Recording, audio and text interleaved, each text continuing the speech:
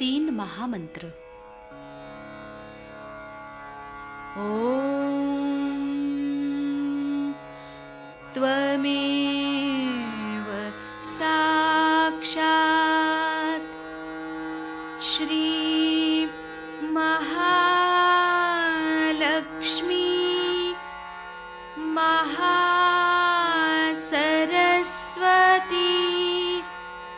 महाकाली त्रिगुणात्मिका कुंडलिनी साक्षात् श्री आदिशक्ति माताजी श्री निर्मला देव्यै नमो नमः। ॐ त्वमेव साक्षात् श्री कल्की साक्षात् श्री आदिशक्ति माताजी श्री निर्मला देव्यै नमो नमः। ॐ त्वमेव साक्षात् श्री कल्की साक्षात् श्री सहस्रार स्वामिनी मोक्षप्रदायिनी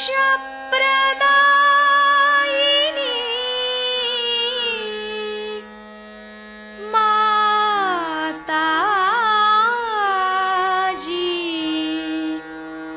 श्री निर्मला देव्यै नमो नमः। श्री गणेश मंत्र। ओम त्वमेव साक्षात् श्री गणेश साक्षात् श्री आदिशक्ति माताजी श्री निर्मला देव्यै नमो नमः। जय श्री माता जी। दोनों हाथ माँ के सामने हृदय में श्री माता जी की छवि को नमन करेंगे। संपूर्ण चित्त बीचों बीच हृदय में माँ की छवि को अपने हृदय में स्थिर करते हुए परम पूजनीय श्री माता जी कृपा करके हम सभी के हृदय को अपने प्रेम के योग्य बनाइए। श्री माता जी हम सभी आपसे बहुत प्रेम करते हैं, हम सभी के हृदय में आइए। हृदय में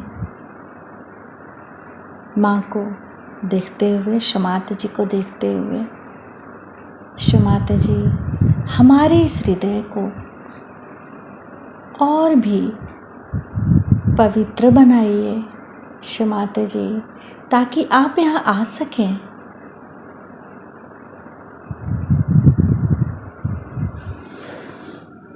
धीरे धीरे अपने संपूर्ण चित्त को दोनों हाथों पे, एक एक अंगुलियों पे, श्री माता जी हम सबको क्षमा कर दीजिए, हम सभी अज्ञानी हैं।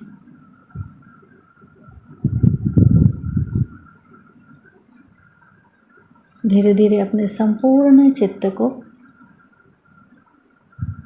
लेफ्ट नाभि पर क्षमाते से प्रार्थना। क्षमाते जी, आपकी परम कृपा में हम शांत हैं, संतुष्ट हैं और उदार भी हैं। बाएं नाभि पर पूरा चित्त स्थिर करते हुए क्षमाते जी, हमारे बाएं नाभि में श्री गृहलक्ष्मी तत्व जागृत कीजिए। मंत्र ओम त्वमेव साक्षात् श्री गृहलक्ष्मी साक्षात् श्री आदि शक्ति माता जी श्री निर्मला देव्यै नमो नमः। क्षमाते जी, आपकी परम कृपा में हम शांत हैं, संतुष्ट हैं और उदार भी हैं। कृपा करके हमारे बाएं नाभि में अपना संपूर्ण चित्त आशीर्वादित कीजिए।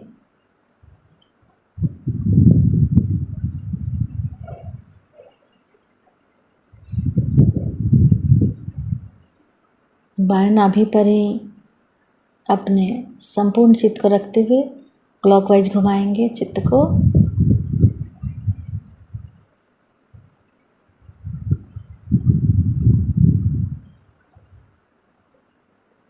माता जी, आप ही तो श्री गृहलक्ष्मी भी हैं। कृपा करके हमारे बाएं नाभि में जागृत हो जाइए। धीरे धीरे अपने संपूर्ण चित्त राइट हार्ट पे, फिर लेफ्ट गुसुद्धि,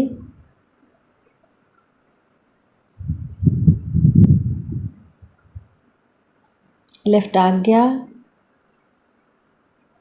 सहस्त्रार। सहस्त्रार पर माँ से प्रार्थना। क्षमाते जी, हम आपकी अमृतवाणी को सुन सके ऐसी कृपा कीजिए। को मेरा प्रणाम। ये तो मान लेना पड़ेगा कि हमने अभी तक केवल सत्य को प्राप्त नहीं किया, एब्सोल्यूट ट्रुथ को प्राप्त नहीं किया। नम्रता पूर्वक इस बात को अगर हम मान लें कि हमने अभी तक उस केवल सत्य को प्राप्त नहीं किया जो सबके अंदर एक ही तरह की भावना, विचार और संवेदना प्रस्थापित करता है। इसका कारण जो भी हो वो तो बाद में देखा जाएगा, पर अगर हम अपने बारे में सोचें तो मानव जाति में अभी तक वो स्थिति नहीं आई है कि वो केवल सत्य को जाने। अगर वो केवल सत्य को जानता होता तो ये आज नाना प्रकार के झगड़े, नाना प्रकार के विवाद और अनेक तरह की विचारधाराएं और प्रणालियां न चल पड़ती। सब लोग एक ही चीज को मानते, क्योंकि एकमेव केवल सत्य को हम जानते नहीं हैं। इस अंधेपन में जिस तरह एक हाथी को 6 अंधे ढूंढने गए थे और उन्होंने 6 प्रकार से जाना था, उसी प्रकार हम सत्य को, रियलिटी को जानते हैं और इसीलिए ये सारी आफत मची है। किस तरह के हमारे सामने प्रश्न है जिसका हल सब सोचते हैं कोई नहीं। जैसे कि हमारे यहाँ आजकल वातावरण की दूषित इकोलॉजिकल प्रॉब्लम है, पॉलिटिकल प्रॉब्लम है, इकोनॉमिक प्रॉब्लम है, फैमिली का प्रॉब्लम है, व्यक्तिगत हमारा पर्सनल भी बहुत सा प्रॉब्लम है, शारीरिक है, मानसिक है, बौद्धिक है और आध्यात्मिक भी। सबके लिए एक एक प्रश्न ही है। जीवन एक प्रश्न हो गया। इस प्रश्न का हल जब हम बुद्धि से करते हैं तो शब्द के जाल में फंस जाते हैं। विचारों से जब हम किसी चीज को सुलझाना चाहते हैं तो और उलझ जाते हैं, क्योंकि विचार जो है धीरे धीरे नई नई इमारतों का सर्जन करते और उस इमारतों में हम लोग खो जाते हैं। ये भ्रामक का इस कलियुग की विशेष आशीर्वाद रूप एक दान है, और ये भ्रामकता प्राप्त होने से ही आज मनुष्य अंधेरे से उठना चाहता है और प्रकाश को प्राप्त करना चाहता है, क्योंकि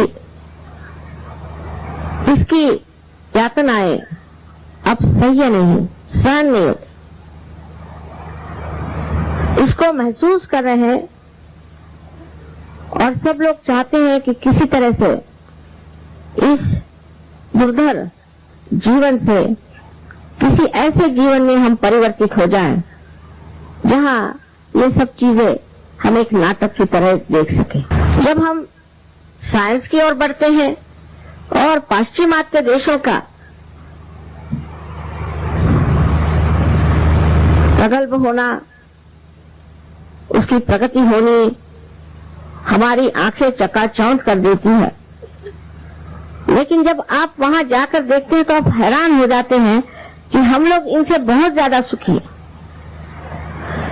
पता नहीं इस भारतवर्ष की क्या, इस योग भूमि की क्या देन है कि अभी तक हमारे यहाँ इस तरह की बीमारियां, कि कहा जाता है अमेरिका में थोड़े साल बाद 65% लोग किसी न किसी गुप्त रोगों से पीड़ित हो जाएंगे।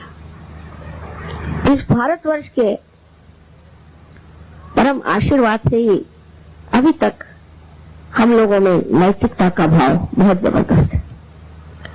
आप विश्वास नहीं कर सकते कि ये जो प्रगल्भता बाहर हुई है और जो प्रगति दिखाई देती है, ये बिल्कुल विनाश के ओर जाने वाली प्रगति है, और इंसान को प्रगति इस तरह से अगर करनी हो तो बेहतर है वो प्रगति न करे। इसके बारे में पिछली मर्तबा मैंने आपसे बताया था कि किस प्रकार ये प्रगति बढ़ रही है। लंदन शहर में हर हफ्ते 2 बच्चे माँ बाप मार डालते हैं, तो ऐसी जगह कैसे लोग रहते होंगे ये आप समझ सकते हैं।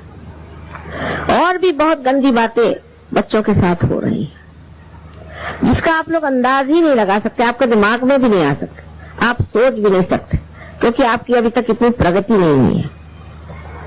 अगर आप न्यूयॉर्क चले जाइए तो आप कोई सोने की चीज पहन के जा नहीं सकते, इतना समृद्ध देश है, लोग कहते हैं उनके पास बहुत गोल्ड रिजर्व है, आदि आदि आदि। किंतु आपने अगर छोटी सी भी एक सोने की चीज वहां पहन के गए तो आपकी गर्दन कट जाएगी, आप घड़ी पहन के नहीं जा सकते, मंगलसूत्र भी पहन के जाने की वहां व्यवस्था नहीं। इस प्रकार की अराजकता ये बड़े बड़े प्रगतिशील देशों में हो रही है,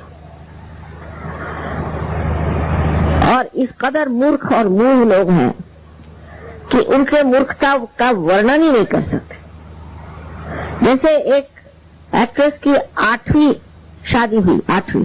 अपने यहाँ अगर किसी की दूसरी शादी हो तो लोग उसका मुंह नहीं देखेंगे, उसको घर में नहीं आने देंगे। इनकी 8वीं शादी हुई, और 8वीं शादी का हनीमून देखने के लिए वहां आपसे ज्यादा लोग पहुंचे हुए थे,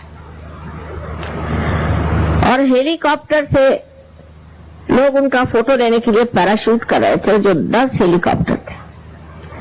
तो वो लोग आकर के धड़ाधड़ इन लोगों पे गिरे जो देख रहे थे, प्रेक्षक थे, वो फोटो लेना चाहते थे, और वो तो उन पे आके गिर गए और कुछ जाकर के खजूर में अटक गए। इस तरह की मूर्खता की बात अपने देश में कोई भी नहीं कर सकता।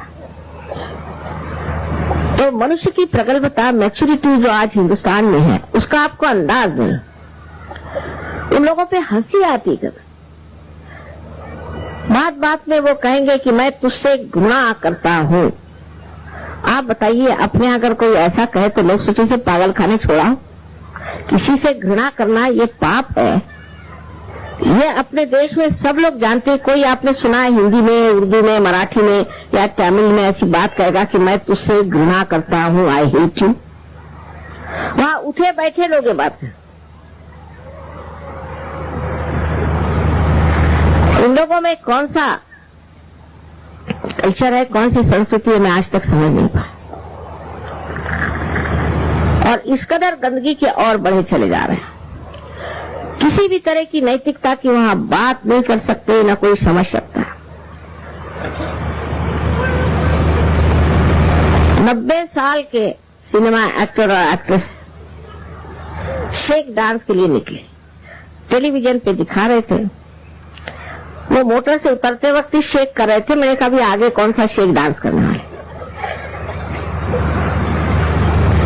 इन लोगों की जो दुर्दशा है वो अगर आप वाकई एक साक्षी स्वरूप होकर देखें तो समझ लेंगे कि अपने देश में बहुत बड़ी प्रगल्भता है।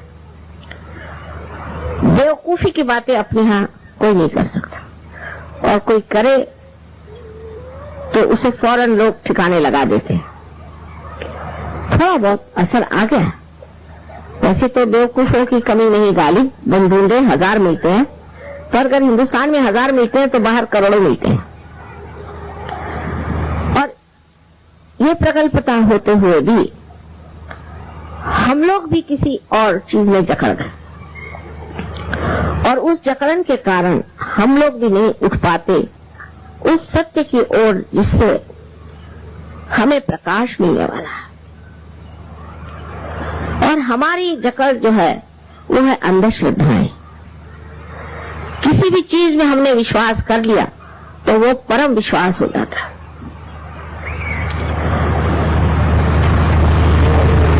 किसी पर विश्वास करो या न करो, जब तक आपने किसी चीज को खोज नहीं निकाला तब तक किसी को विश्वास करने से भी कुछ लाभ नहीं, और विश्वास नहीं करने से भी कोई लाभ नहीं।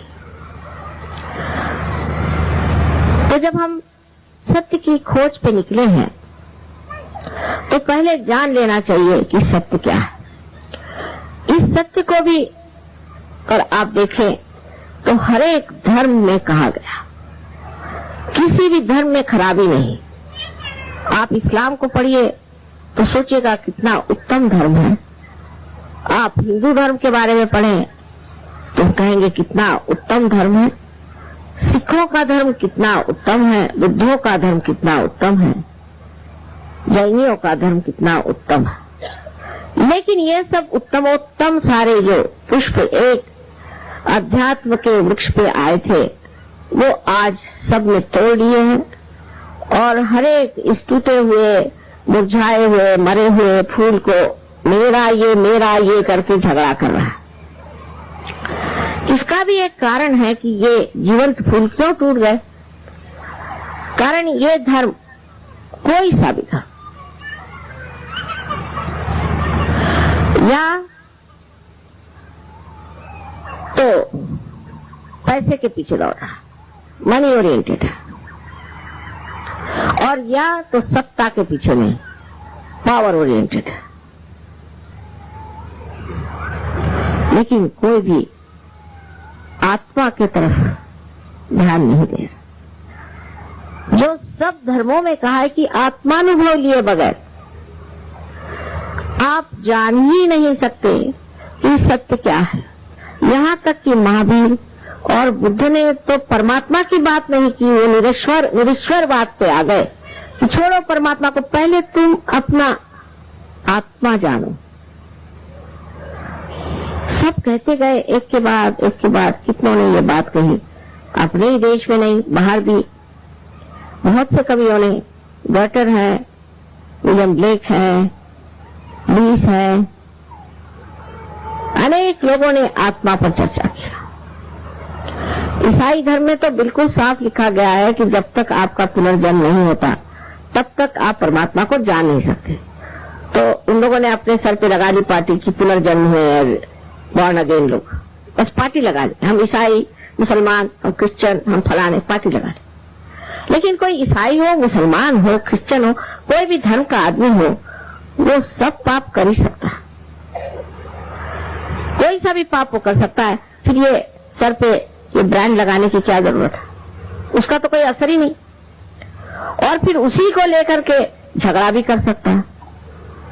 जैसे अभी मैंने सुना कि अजरबैजान को, वहां के लोग जो अजरबैजान हैं, उनको आर्मेनियंस ने मारा, और मारने से पहले वो बाइबल पढ़ते थे। बताइए, ईसा मसीह जिसने क्रूस पर सबको माफ कर दिया, वो ईसाई लोग बाइबल पढ़ के जाके सबको मारते थे, क्योंकि आप मुसलमान। इस बेअक्ली का कारण एक ही है कि धर्म की जो नींव है वो सत्य पर नहीं, असत्य पर है। बुद्ध के जमाने में भी ये बात है, ईसा मसीह के बाद भी यही बात है। ईसा मसीह के जो असली शिष्य थे वो भाग खड़े हो गए, और वहां एक गलत आदमी, पॉल नाम के आदमी ने सब ठिकाना लगा दिया। इसी प्रकार बुद्ध धर्म में मध्य मार्ग को छोड़ करके लोग कोई लेफ्ट को गए, कोई राइट को गए। जो राइट को गए वो यही हो गए जो कुछ खाना नहीं, पीना नहीं, कांटों पर सोना, और इतने क्रोधी कि उनके पास आप जाइए तो लगे कि कोई ओवन यहां जल रहा है। और अगर बात भी करना हो तो दूर से ही बात करिए, नहीं तो एक झापड़ी मार देंगे आपको। इसको कहते हैं एस्थेटिसिज्म। इसकी कोई जरूरत नहीं। वो बुद्ध ने तो इसलिए किया था कि उस वक्त काम की जरूरत थी, कार्य की जरूरत थी। और दूसरे हुए वो तांत्रिक बने घूम रहे हैं। मैंने सुना दिल्ली में बहुत से तांत्रिक घुसे हुए हैं, और सब लोग इन तांत्रिकों की चरण सेवा कर रहे हैं। लेकिन जब ये चरण सेवा उनको प्राप्त होगी, तब उसके जो परिणाम होंगे वो आप लोग उठा नहीं सके। इन तांत्रिकों से भी बहुत ज्यादा जकड़ हो गई है। इन सब से बच के रहना चाहिए। ऐसी ऐसी ये बीमारियां फैलाते हैं, ऐसी ऐसी तकलीफें देते हैं, क्योंकि सारे में पैसे का तो अनुभव है। सबको पैसा चाहिए। 100 रुपया यहाँ रखिए, 200 रुपया आप रखिए, 1000 रुपया आप रखिए, तो आपके माताजी के पास स्वर्ग में हम एक गाय पहुंचा देंगे। ऐसा कौन सा एरोप्लेन है भाई जो ऐसा कार्य करता है? और हमारे यहाँ है। इस चीज का विश्वास हम लोग करते हैं, और ऐसा कार्य हमने किया है। इस चक्रण से भी निकलना बहुत जरूरी है कि समझना कि सत्य में मनुष्य को आत्मा ही के रूप पर, आत्मा ही के ओर उतरना। किसने नहीं कहा है, काहे रे बन खोज न जाई, सदा निवासी सदा अलेपा, तो है संग समाई। कहे नानक बिन आपा चीने, मिटे न बनक भ्रम की काई। जब आप आपा को चीनेंगे तभी आप खालिश होंगे। अपने ऐसी ब्रांड लगाने से कोई खालिश नहीं हो सकता। खालिश का मतलब है शुद्ध होना, और शुद्ध होने के लिए कुंडलिनी है। ये साक्षात लिखा हुआ है। कबीर दास जी ने तो इतना लिखा हुआ है, पर उसको भी लोग अपने तरह से लगाते हैं। कुंडलिनी के सिवाय आपकी सफाई हो नहीं सकती। यही सफाई करने वाली माता आपके अंदर है। और जब यह आत्मा का प्रकाश आपके अंदर आ जाएगा, तब आप सारे धर्मों का तत्व समझ करके सबका मान करेंगे। और जितने भी अवतरण हुए, जितने भी दृष्टा हुए, जितने भी प्रेषित हुए, प्रॉफिट्स हुए, सबका आप मान करेंगे और उनकी पूजा करें। सहयोग में हमारे बहुत सारे मुसलमान हैं, और उनसे भी अधिक जू लोग हैं, जो कि बिल्कुल मोहम्मद साहब को नहीं मानते, ना ईसा को मानते हैं, और दोनों ही मोहम्मद साहब को और ईसा को पूछते हैं। इसी प्रकार हिंदू लोग हैं, वो भी इन सबको मानते हैं। जब सब धर्म एक हो जाएगा, तब आप कौन सी चीज लेके लड़िएगा? तब आपका फंडामेंटलिज्म कहां जाएगा? इस आज के विशेष समय पर हम लोग जानते हैं कि पॉलिटिकल प्रॉब्लम तो दुनिया का गॉर्बाचेव ने कम कर ही दिया, क्योंकि वो भी एक साक्षात्कारी पुरुष। लेकिन जो ये फंडामेंटलिज्म का प्रश्न है, वो सहयोग तोड़ेगा। बगैर सहयोग के ये प्रश्न टूट नहीं सकेगा। और मुझे कोई मार्ग दिखाई नहीं देता जिससे लोगों के दिमाग में ये प्रकाश आएगा कि सब धर्म एक तत्व पे खड़े हैं, एक ही तत्व का आधार इनके अंदर है, और वो है कि संतुलन हमारे जीवन में आ जाए और उस संतुलन के कारण हम आत्मानुभूति को प्राप्त करें। फिर ये सारे भ्रम, ये अंधविश्वास और ये गलत सलत जो हम अपने खोपड़ी पे लादे चल रहे हैं, ये सब टूट जाए। ये बहुत ही जरूरी है। जब हमारी प्रगति होती है तब वो सबको दिखाई देती, उसका प्रकाश सबको दिखाई देता है, उसका असर सब पर आता है। आज जो चक्रों के बारे में आपको बताया गया है, ये वास्तविक आपके अंदर पूरा बना हुआ ऐसा यंत्र है। ये आपकी उत्पत्ति से लेकर के जो आपकी उन्नति हुई है इवोल्यूशन में, वो सारी की सारी इन चक्रों में है। और अब आखिरी थोड़ा सा और आपको चढ़ना, थोड़ा सा, जब आपकी कुंडलिनी जागृत होकर के और आपके ब्रह्मरंध्र को छेड़ते,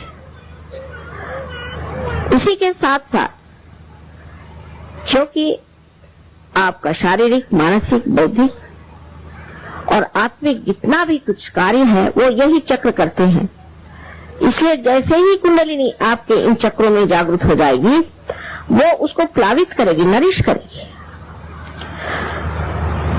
और उसको समग्र करेगी, उन चक्रों को पिरो देगी एक धागे में।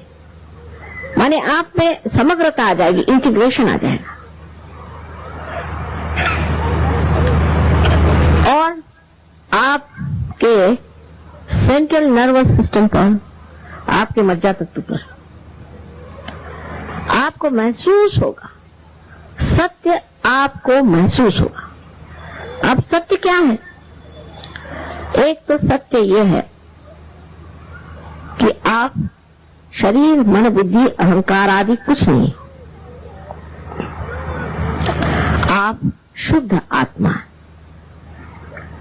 बहुत ऊंची चीज है, गौरवशाली, सौंदर्यशाली, ऐसी एक महान आप व्यक्ति हैं, किंतु अज्ञान की वजह से ढक गई। और दूसरा सत्य यह है कि चारों तरफ फैला हुआ परम चैतन्य, इसको आप रूह कहिए, all pervading power of God's love कहिए, चाहे जिस भी नाम से लीजिए, और निराकार की भी बात करें तो वो जो परम चैतन्य है, जो ये सारे सुंदर फूलों को बनाते, सारा जीवंत कार्य जो ये शक्ति करती है, उसको आप पहली मर्तबा अपने उंगलियों पर तक जान सकते हैं।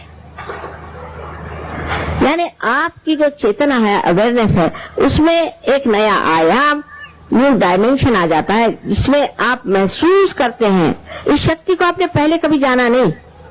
कुंडलिनी के जागरण के बाद ही आप इस शक्ति को जान सकते हैं, और तभी आप में उसी के साथ साथ आत्मबोध हो जाता है, आत्मज्ञान हो जाता है। मतलब यह है कि आप अपने चक्रों के बारे में जानते पूरी तरह से, और अपने आत्मा के जो 3 महान गुण हैं, केवल सत्य और चित्त का प्रकाशित होना, और तीसरा आनंदमय जीवन, ये तीनों की तीनों आपको प्राप्त हो जाते। इसके अलावा आप एक साक्षी स्वरूपत्व को प्राप्त होते हैं, क्योंकि जब कुंडलिनी जागृत होकर के इस चक्र को लांघती है, तब हमारे अंदर निर्विचार समाधि स्थापित होती है, जिसे बुद्ध ने कहा है कि अपने दिमाग को खाली करो, एम्प्टी माइंड, जो खाली कर दो, इस दिमाग को खाली करो, क्योंकि विचार जो है ये वर्तमान से और आते नहीं, आते कहां से है? भविष्य से, और या तो भूतकाल से। वर्तमान से आते नहीं। वर्तमान में आप आ नहीं सकते, प्रेजेंट में आप आ नहीं सकते। मैं अभी कह दूं कि आप प्रेजेंट में जाइए, आप जा नहीं सकते। और प्रेजेंट ही सत्य है, बाकी तो सब असत्य है, क्योंकि जो हो गया सो खत्म हुआ और जो हुआ नहीं वो मालूम ही नहीं क्या होने वाला है। तो जब ये कुंडलिनी इस चक्र पे आ जाती है तब आप निर्विचारता में आ जाते हैं, क्योंकि आपके दोनों जो यहाँ पर ईगो और सुपर ईगो दिखाए गए हैं, आपकी जो कंडीशनिंग है और आपका जो अहंकार है, ये दोनों की दोनों पूरी तरह से खिंच जाते हैं। और फिर आपका जो ब्रह्मरंध्र है, जिसे कि हम तालु पर ब्रह्मरंध्र कहते हैं, वो खुल जाता है और खुलते ही साथ कुंडलिनी पार हो जाती है। ये सब कुछ बनाया हुआ है, बिल्ट इन है। जैसे आप यहाँ आए, अब देखिए इतने सारे यहाँ लाइट्स लगी हुई, तो भाई इसको जगाने के लिए वहां एक स्विच है, उसको दबाइए, सब हो गया। ये कैसे हुआ? क्योंकि इसमें बनाया हुआ है, सब आपके अंदर बनाया है। जैसे एक बीज में जितने भी इसके अंदर से वृक्ष आने वाले हैं और आगे भी आने वाले हैं, उसका सब नक्शा होता है। आप उस बीज को बस जमीन में ये माँ के सहारे कर दो, वो पनप जाता है। अब आपने क्या किया? आपके सर के बल खड़े हुए कि कुछ आपने उसमें दम लगाया कि आप हिमालय में गए? कुछ नहीं। इस पृथ्वी में ये शक्ति है, ये माँ है, इसमें आपने बीज लगा दिया, पनप गए। हम लोग उस पर कोई आश्चर्य नहीं करते, सोचते ठीक ही बात। उसी तरह ये एक उत्क्रांति की, रिवोल्यूशन की जीवंत क्रिया है। आज हम अमीबा से इंसान बने, ठीक है, कैसे बने, किसने बनाया, किस तरह से बन गया, कोई हम विचार नहीं करते। इंसान बन गए, बस हो गया। इससे आगे कुछ है कि नहीं, इधर जरूर विचार करना चाहिए कि जरूर होगा कुछ न कुछ आगे। नहीं तो हम लोग इतने भ्रम में क्यों हैं, इतनी आफत में क्यों हैं? क्या हम इंसान इसलिए बने कि इस आफत में पड़ जाए? कि बहुत से लोग सोचते हैं सुसाइड कर डालो, इस जिंदगी से बाहर आए। ये क्या जिंदगी है? इस जिंदगी का अगर मजा ही नहीं मिलने वाला, मनुष्य जीवन का अगर आपको आनंद ही नहीं आने वाला है, तो ऐसी जिंदगी से तो बाहर आए। तो कुछ न कुछ तो आगे कुछ चीज होगी ही। और वो क्या चीज है? वो है परमात्मा का साम्राज्य। उसको प्राप्त नहीं करना है, वहां आपको निमंत्रण, आप आइए, बाकायदा आपको बुलाया गया है। इसीलिए आप साधक हैं, इसीलिए आप खोज रहे हैं और इसीलिए आप प्राप्त भी करेंगे उस चीज को। इसी वक्त आपके अंदर एक और नया आयाम प्रकटित होता है, जिसे सामूहिक चेतना कहते हैं।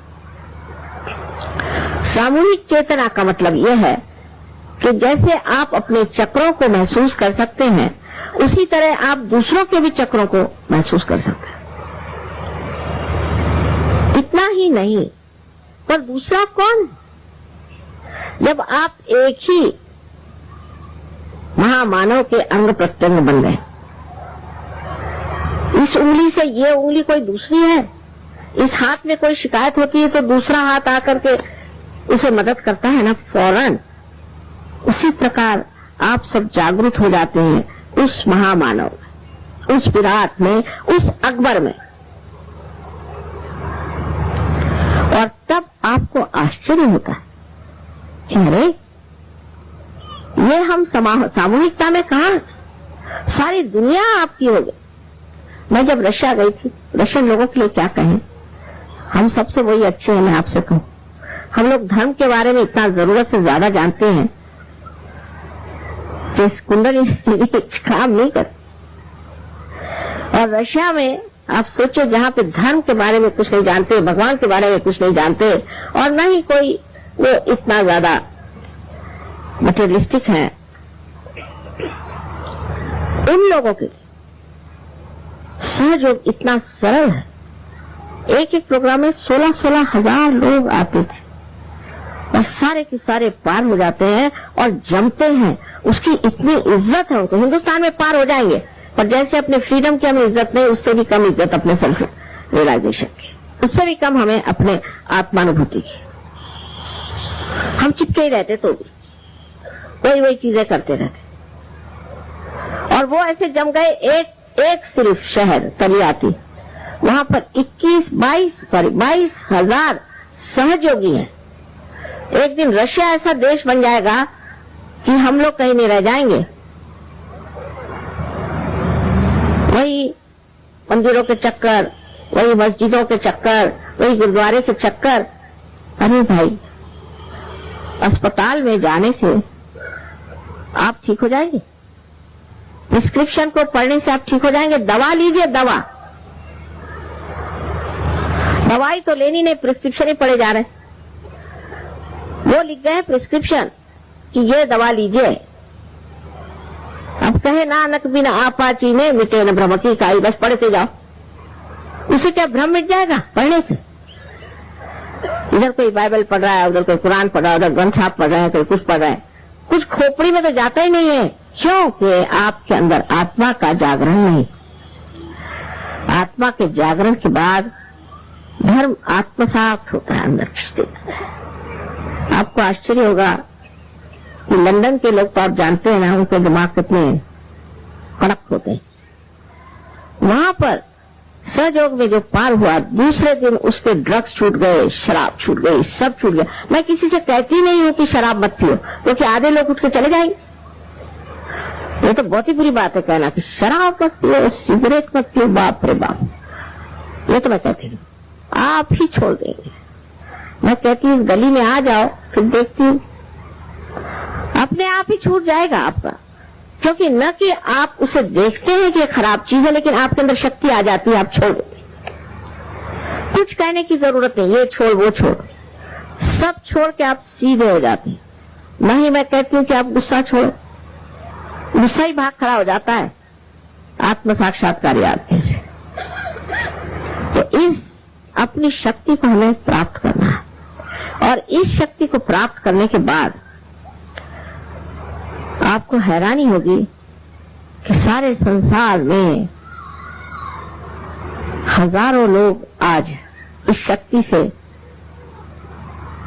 प्रकाशित हुए। ये कोई मेरी शक्ति नहीं है, यह आपकी अपनी शक्ति, आपकी मां है, यह आपका अपना गौरव है जिसे आपको प्राप्त होना है। मैं तो सिर्फ जैसे कोई एक जला हुआ दिया होता है और दूसरा दीप जला देता है, इस तरह से मैं आपका दीप जला देती हूँ, फिर आप जलाते फिरिए। आप में यह शक्ति आ जाएगी कि आप दूसरों की कुंडलिनी जागृत करें, लोगों को ठीक करें, और ज्ञान का भंडार आपके अंदर खुले, शुद्ध ज्ञान का। असल क्या नकल क्या आप फौरन पहचान लेंगे। आपके उंगलियों के इशारों पर कुंडलिनी चलेगी। ऐसी आपके अंदर शक्तियां हैं। अब आप कहेंगे कि माँ, पहले जमाने में तो एक आदमी कहीं पार होता था, वो जितने खोज रहे थे पहले जमाने में, वो सब आज यहाँ सामने बैठे हुए, और सबको ये पाना है। सिर्फ आत्मविश्वास होना चाहिए कि हम सब पार हो जाएंगे, और दूसरा निश्चय होना चाहिए, व्रत निश्चय होना चाहिए कि पार होने के बाद हम इसमें बढ़ेंगे, अग्रसर होंगे और अपनी पूरी वृद्धि कर लेंगे। नहीं तो जैसे अंकुरित हुआ एक बीज है, वो कैसा बेकार जाता है, ऐसे ही लोग पार तो हिंदुस्तान में बहुत जल्दी हो जाते हैं, कुछ करना नहीं पड़ता। ये तो आपकी इस भूमि का ही प्रसाद है। मुझे तो बाहर इतनी मेहनत करनी पड़ती है, यहाँ तो मुझे कोई मेहनत नहीं करनी पड़ती। हिंदुस्तानी आदमी एकदम से खट से पार हो जाता है, उसकी कुंडलिनी एकदम जागृत हो जाती है। बड़े पूर्व पुण्यों की वजह से आप इस देश में पैदा हुए, बहुत पूर्व पुण्य के, इसलिए इस देश में आप पैदा हुए। और अब आप जानिएगा कि कितने जल्दी आपकी कुंडलिनी जागृत होती है। लेकिन फिर उसको आगे वृद्धिंगत करना, उसको बढ़ाना है। ये कनेक्शन पहले जब हो जाता है उस परम शक्ति से, तभी योग घटित होता है। श्री कृष्ण ने क्या कहा? योग क्षेम वहम्यम। उन्होंने क्षेम योग नहीं कहा। अभी एक कोई कह रहे थे, साहब मैं कृष्ण का नाम इतना लेती हूँ, देखिए मेरा गला बैठ गया। मैंने कहा देखो कृष्ण तो यहीं बसे हुए हैं, तुम्हारा गला क्यों बैठ गया भाई? क्योंकि आपको अधिकार नहीं, आपका योग नहीं बना। जब तक आपका योग नहीं बना है, क्या फायदा है टेलीफोन करने से अगर आपका कनेक्शन ही नहीं बना? इसीलिए आपका गला खराब हो गया। और हो सकता है श्री कृष्ण भी नाराज हो। क्या वो आपके नौकर है हर समय उनका नाम लेने के लिए? अरे आप वैसे ही कोई 10 बार आपका नाम ले तो कहे क्या पागल कुत्ते ने काटा है, काहे मेरा इतना नाम ले रहा है? ये आपके प्रेसिडेंट साहब है, उनका नाम अगर आप लेते हुए पहुंच जाइए तो पुलिस पकड़ लेगी आपको। कुछ तो कारण होना चाहिए। बेकारी में उनका नाम लिए चले जा रहे, तो वही स्वयं नाराज है आपसे। नाम वाम लेने से भगवान नहीं मिलने वाले। और बहुतों ने इसी तरह से चीजें घुसेड़ भी दी हैं अपने धर्मशास्त्रों में कि बस नाम रखते रहो। वो शायद इसलिए भी कहा होगा उन्होंने कि इधर उधर जाने से अच्छा बाबा नाम ही रखो। पर अब छोड़ो ना, जिस सीढ़ी पे चढ़ते थे अब वो सीढ़ी खत्म हुई, अब ऊपर क्यों नहीं आते? अब उसी सीढ़ी को चिपके बैठे हो। बहुत सहज सरल बात है। कहा भी है सहज है समाधि लागू। सहज में ही समाधि लगती। और इन लोगों ने किसी ने कोई साधुपना किया था कि जाकर के बीवी छोड़ दी, बच्चे छोड़ दिए और सब दुनिया छोड़ करके, कुछ नहीं, सहज। वही बीवी बच्चे सुंदर हो जाते, आप ही के हृदय में कमल खिल जाते, क्योंकि आप में सभी चीजें स्थित है। सिर्फ एक कुंडलिनी का जागरण तो मात्र करना है और उसके प्रति श्रद्धा रख करके बाद में इस कुंडलिनी को पूरी तरह से आपको उस परम चैतन्य से संबंधित रखना चाहिए। इस योग को पूरी तरह से स्थापित करना चाहिए। हमारे दिल्ली में जहां तहां तो सेंटर्स बन गए। मैं तो कभी नहीं सोच सकती थी कि इस दिल्ली में कभी सहयोग भी होगा, क्योंकि मैं तो सरकारी नौकरों के साथ रही हूं और मैं तो कहती हूँ भगवान, ये तो सरकारी नौकर तो सिर्फ अपनी नौकरी और सरकार, इसके सिवा तीसरी चीज तो कभी सोचते ही नहीं। तो ये भगवान के बारे में क्या सोचेंगे? जब नौकरी करते हैं तो प्रमोशन की सोचते हैं और जब रिटायरमेंट होता है तब सोचते हैं कि पेंशन कितनी मिलेगी। इसके अलावा कभी तो सोचते नहीं। पर यहीं पर ऐसे कमल के फूल खिल गए कि मैं तो हैरान हूं कि इस दिल्ली शहर में इतने कमाल के लोग कहां से आ गए। ये भी कोई पूर्व जन्म की चीज है कि इस दिल्ली शहर में भी इतने साधक सच्चे मन से आए और चाहते हैं कि उनको ये कुंडलिनी का प्रसाद मिले। सबसे पहले अपने अंदर पूर्ण आत्मविश्वास होना चाहिए कि आज हमें जागृति मिल जाएगी। पहला, किसी धर्म को छोड़ दो, मैंने कहा वो भी भूल जाओ। हो सकता है उसमें तुम्हें लगेगा कि मैं गुरु के पास गया था, भूल जाइए सब। इस वर्तमान में आप मेरे लिए एक साधक मात्र है। कोई भी आपका रहा हो भूतकाल, उसे आप भूल जाए। पूर्ण आत्मविश्वास अंदर होना चाहिए। दूसरा यह कि बहुत से लोगों को बताया जाता है कि तुम पापी हो। इस तरह की बहुत सारी प्रणालियां कि तुम आज उपास करो, तुम पापी हो, तुम्हारा ये है वो है। ये सब बहुत गलत बात है। अरे भाई, आप इंसान हो, आप भगवान तो नहीं हो। आप ही गलतियां कर सकते हो। और अगर आप दोषी होते तो अभी जेल में होते, यहां क्यों आते? तो कृपया अपने मन से कोई तरह का दोष या गिल्ट है उसको निकाल देना चाहिए। बिल्कुल नहीं। आप साधक हैं और आपकी साधना आपको फलित होनी चाहिए।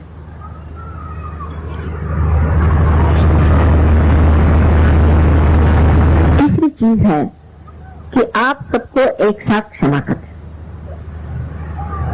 ये बहुत लोग सोचते हैं बड़ा कठिन है मां सबको क्षमा करें, लेकिन एक बात मैं पूछती हूँ कि अगर आप किसी को क्षमा करें या न करें तो आप क्या करते हैं?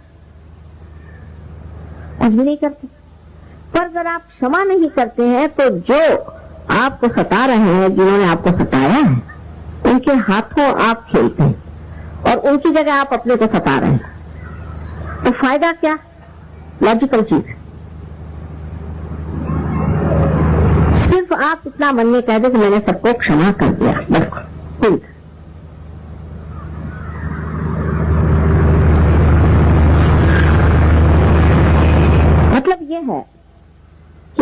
प्रति एक प्रफुल्लित भाव, प्रसन्न भाव रखना चाहिए, न कि अपने को किसी तरह से नीचा गिरा है या किसी तरह से दूषित समझे, लेकिन एक प्रसन्न भाव से बैठे। भक्त लोग अभी विभक्त है, अभी भक्त हो जाएंगे।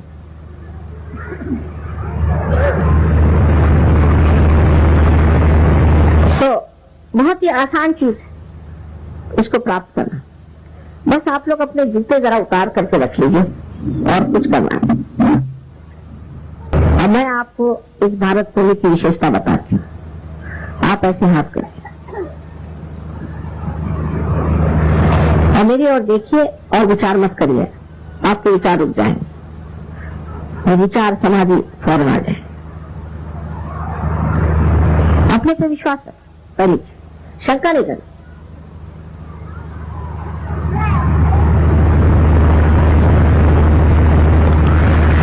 अब राइट हैंड मेरी ओर करें और सर को नीचे झुका के ब्रह्मरंध्र के ऊपर प्रधान ऊपर इस तरह से लेफ्ट हैंड रखें, सर झुका लें और सबको पहले माफ करना चाहिए, नहीं तो कुछ नहीं होगा। अब लेफ्ट हैंड से देखिए कि आपके सर में से कुछ ठंडी या गरम गरम कुछ हवा जैसे तो नहीं आ रही। किसी के ठंडी आएगी, किसी गरम। अगर माफ नहीं किया तो बड़ी गरम आएगी, इसलिए माफ कर दीजिए सबको, अपने को भी माफ कर दीजिए।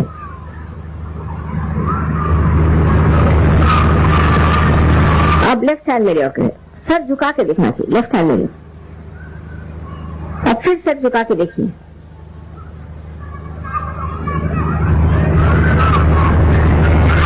सर झुका के देखिए। किसी किसी को बहुत दूर तक आती है, बड़े जोर में भी आती, किसी को दूर, क्योंकि ये बड़ी सूक्ष्म चीज है ना।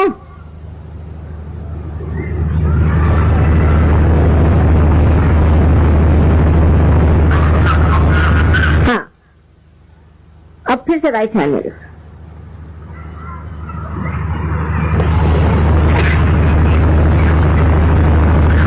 अब लेफ्ट हैंड से देखिए, सर झुका, चाहे तो चश्मा उतार लें।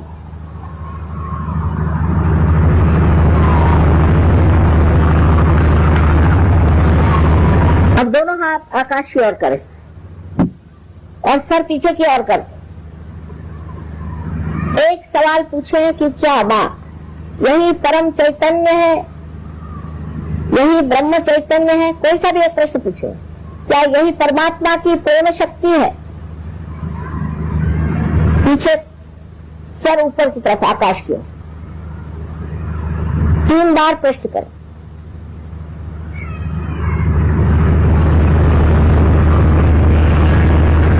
अब हाथ नीचे कर, अब दोनों हाथ मेरी ओर कर, इस तरह से। जिन लोगों के उंगलियों में या हाथ में या सर से ठंडी या गर्म ऐसी हवा की लहरें आई हैं, वो सब लोग हाथ ऊपर करें।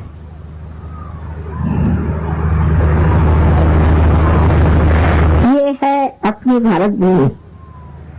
सबको मेरी वंदना।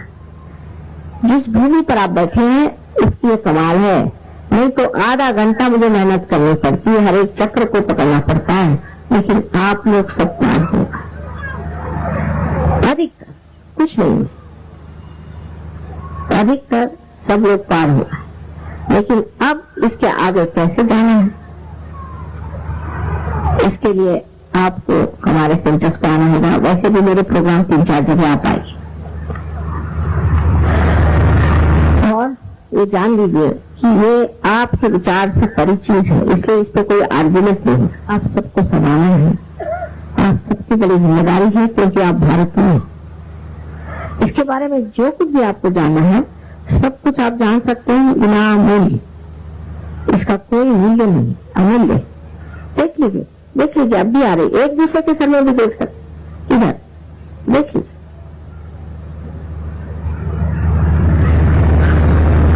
शंका नहीं, बस, और बड़ा आनंद आएगा। मैंने देखा बहुत से लोग एकदम हंसने लग जाते हैं, कहे कहत कबीर आनंद भयो है। तो जिन्होंने मिलन के गीत गाए हैं उनके गीत गाइए, क्योंकि आप भी मिलन में बैठे। आप सब संतों को मेरा प्रणाम।